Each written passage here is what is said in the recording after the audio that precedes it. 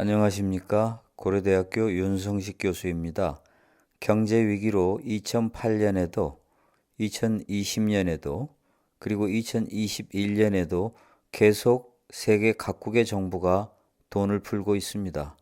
돈을 풀면 부자에게 유리합니다. 중산층과 서민은 어떻게 해야 할까요?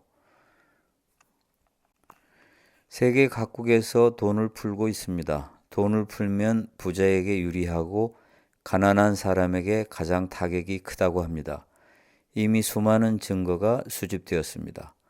게다가 부자는 훨씬 정보가 많기에 돈이 많이 풀렸을 때 어떤 투자를 해야 할지 가난한 사람보다 더 잘 안다고 합니다. 코로나19로 주식시장이 엄청 상승했습니다. 이렇게 빨리 주식이 상승할 줄 몰랐던 전문가들은 이구동성으로 돈이 많이 풀린 탓이라고 했습니다. 2021년 2월 하순부터 하락한 주가는 3월 중에 상당히 하락했습니다. 물론 모든 주가가 하락한 것이 아니고 일부 종목이 하락했지만 전체적으로 2월에 비해서 하락한 것은 틀림없습니다. 이제는 돈이 많이 풀려 인플레 위험이 있기에 하락한다고 합니다. 돈이 풀려서 상승했다고 하더니 돈이 풀려서 하락한다고 합니다. 정말 알 수 없는 주식시장입니다. 앞으로 어떻게 될까요? 지난 수십 년 동안의 경제를 분석해 보면 신흥국의 주식시장 수익률보다 미국 주식시장 수익률이 더 높았습니다. 따라서 미국이 더 좋은 투자처입니다. 만약 미국 주식시장마저 향후 10년 동안 침체된다면 다른 나라가 과연 이 침체를 피할 수 있을까요? 미국 주식이 하락하면 그 다음날 우리나라와 중국 주식도 하락합니다. 세계는 연결되어 있고 미국이 재채기를 하면 다른 나라는 감기에 걸립니다. 경제적으로 더욱 힘든 시기를 살 수밖에 없는 우리는 특히 투자에 관심을 가져야 합니다. 이럴수록 몰빵하지 말고 부동산, 주식 등에 잘 분산해야 합니다. 어떤 세상이 닥칠지 모르니 비상시에 대비한 현금도 필요합니다. 미래 주가는 알 수 없다고 생각하고 투자하지만 장기적으로는 상승할 거라고 생각하기에 투자하는 것입니다.